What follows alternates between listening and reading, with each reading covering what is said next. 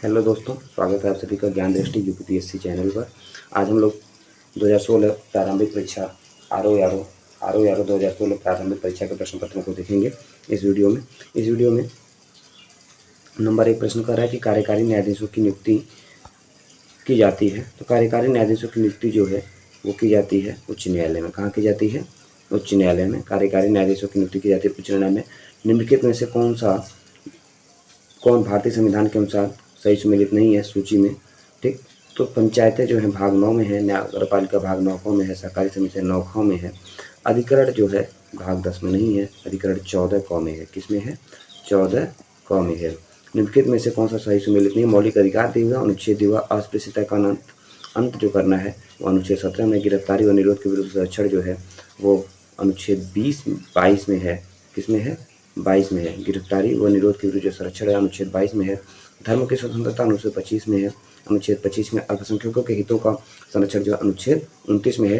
WTO के अंतर्गत सरकार न्यूनतम समर्थन मूल्य एमएसपी एवं बाजार मूल्य के बीच के अंतर जब सीधे भुगतान किया जाता है तो उसे किस बॉक्स में लिखा जाता है? तो नीला बॉक्स सहायिका है। नीला बॉक्स सहायिका है।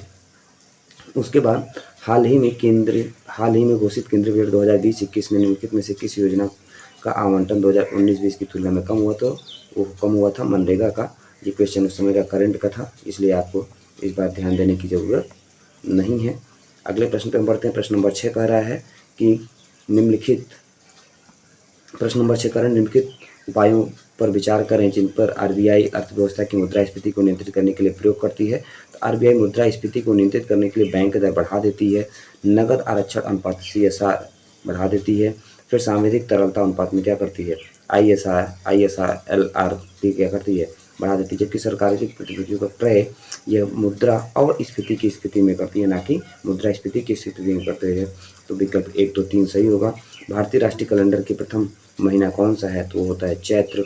आप सभी जानते होंगे हिंदी धर्म का चैत्र, वैशाख, ज्येष्ठ, आषाढ़, श्रावण, भाद्रपद, क्वार, कार्तिक, अगहन, अग्रहायण, माघ, पौष, फागुन। ठीक, नवरात्रि में को सरस्वती पूजा के रूप में किस राज्य में मनाया जाता है? तो वह राज्य कौन सा है? केरल है। नवरात्रि को सरस्वती पूजा के रूप में कहाँ मनाया जाता है? केरल में मनाया जाता है। 9 नंबर प्रश्न कर रहा, भारत की संस्कृति पोर्टल के संदर्भ में निम्नलिखित में कौन सा कथन सही है? आईआईटी रुड़की की टीम द्वारा विकसित किया गया है। नहीं, ये आईआईटी बॉम्बे की टीम के द्वारा विकसित किया गया था। और दूसरा प्रश्न कर रहा है कि यह सरकार का पहला अधिकृत पोर्टल जहाँ पर संस्कृति मंत्रालय के विभिन्न संगठनों के ज्ञान सांस्कृतिक संसाधनों को सार्वजनिक डोमेन में एक प्लेटफॉर्म पर उपलब्ध कराया गया है। इसका केवल विकल्प 2 सही होगा। इसका पहला क्या है? गलत है। पहला क्या है? गलत है। फिर अगला प्रश्न है कि 10 नंबर, वायुमंडल की लंबवत संरचना में निचली संरचना कौन सी होती है? तो निचली संरचना में होता है ट्रोपोस्फियर। निचली संरचना में क्या होता है? ट्रोपोस्फियर होता है। 11 नंबर प्रश्न कर रहा है कि निम्नलिखित अम्लों में से अम्ल का उपयोग बैटरी के लिए किया जाता है। तो सल्फ्यूरिक अम्ल का जो उपयोग होता है बैटरी में किया जाता है। आलू के चिप्स प्लास्टिक के थैलों में संशोधित किए जाते हैं किस वातावरण में? तो नाइट्रोजन का वातावरण होता है। कौन सा वातावरण होता है? नाइट्रोजन का।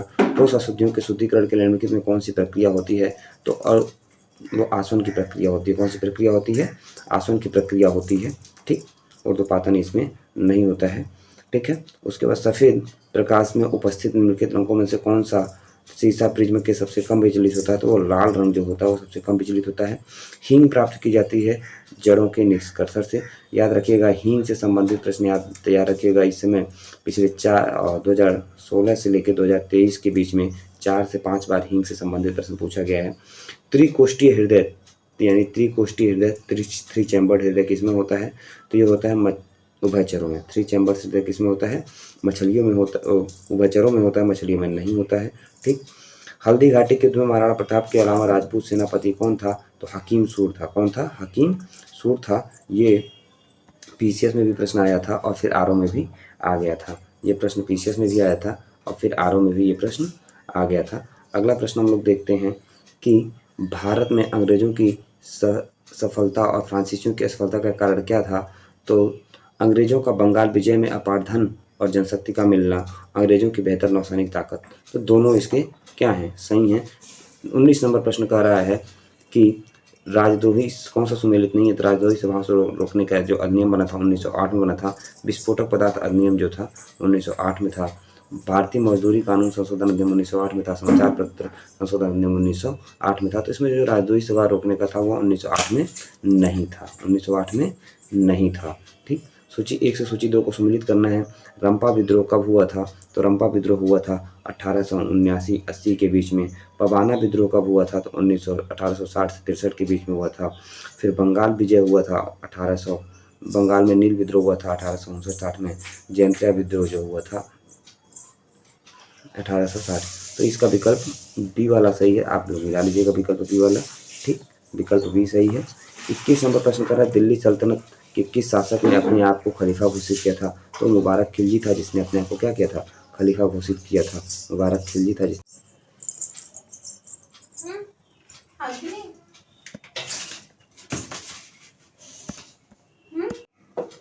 26 नंबर प्रश्न कर रहा है कि निम्नलिखित कथनों में से कौन सा सम्मिलित है? तो यंग बंगाल आंदोलन हेनरी विलियम डीजोरियो का था। बहिष्कृत हितकारिणी सभा ज्योतिबा फूले की नहीं थी, ये थी डॉक्टर भीमराव अंबेडकर की। किसकी थी? डॉक्टर भीमराव अंबेडकर, BR अंबेडकर की थी। उसके बाद थियोसोफिकल सोसाइटी कर्नल अरकाट के द्वारा बनाई गई थी। United Indian Patriot Association Sir Syed Ahmad Khan का था। 27 नंबर प्रश्न कर रहा है, गेहूं में फ्लोरिस माइनर लगता है, धान में बथुआ नहीं लगता है, बथुआ जो है वो गेहूं में लगता है। मटर में प्याजी रोग लगता है, बरसीम में कासनी लगता है। 28 नंबर प्रश्न कह रहा है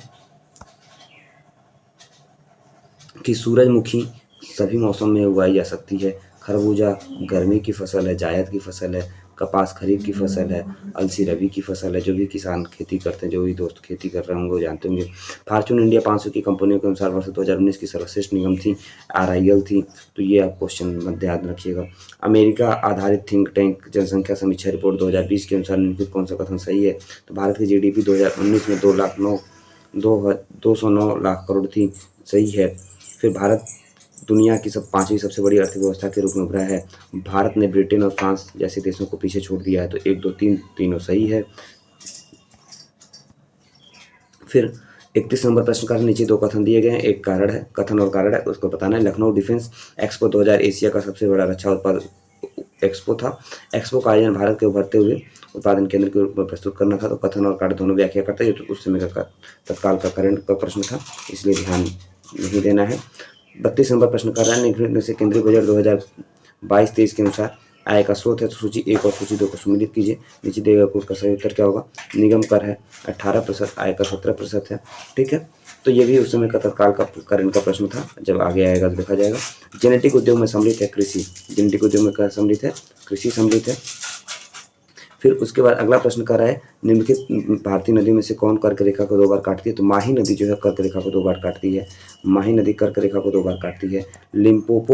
लिम्पोपो मकर रेखा को 2 बार काटती है। लिम्पोपो मकर रेखा को 2 बार काटती है। जबकि जाम्बेजी भूमध्य रेखा को 2 बार काटती है। जाम्बेजी भूमध्य रेखा को काटती है। तो याद रखिएगा, कमाल कोड याद रखिए, कमाल। फिर मकर के लिए याद रखिए मली भूजा। तो भूजा मली कमाल, भूजा मली कमाल। ठीक है, उसके बाद 35 नंबर प्रश्न कर रहा है कि भारत निम्नलिखित जनगणना में से भारतीय जनसांख्यिकी इतिहास का महान विभाजक वर्ष माना जाता है 1921 को।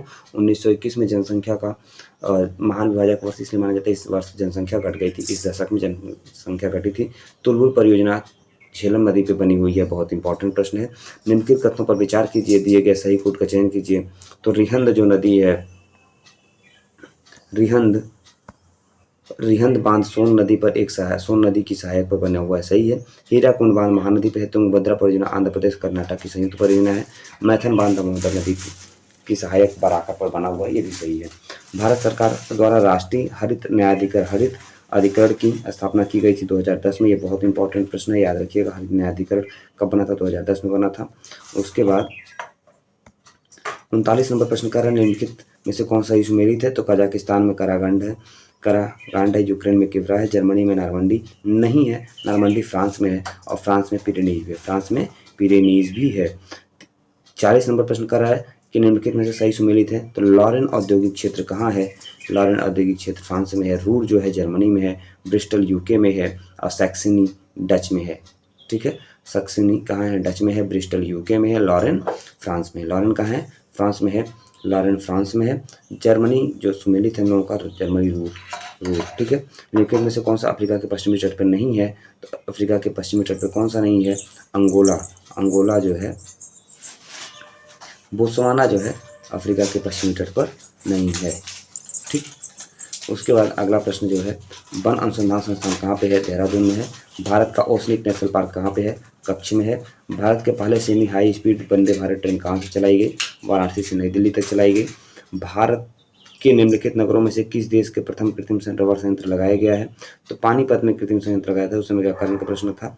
भारत में सबसे बड़ी तेल शोधन रिफाइनरी है जामनगर में, ये रिलायंस इंडिया लिमिटेड की है। 47 नंबर प्रश्न कर रहा है कि भारत निम्नलिखित में से कौन सा सर्वाधिक लंबी नदी है? तो सर्वाधिक लंबी तटरेखा वाला राज्य गुजरात है।